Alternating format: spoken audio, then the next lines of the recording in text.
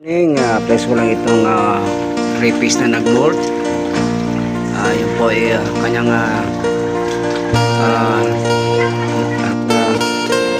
ito po ang pinag-multan ng aking 3-piece, pero hindi siya nakasurvive.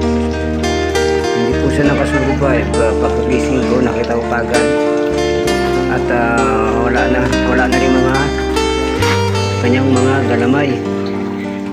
Pero malambot pa siya. Mga 5 inches na rin ito. Ganyan po ang mga 3-piece. Pagka nag-molt po sila, mahina po mga katawan nila.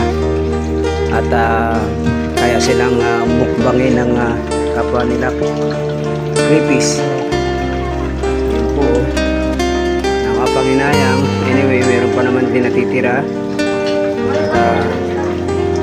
Hindi ko lang naantabayanan pagising ko at nakakalungkot man, pero ganyan talaga.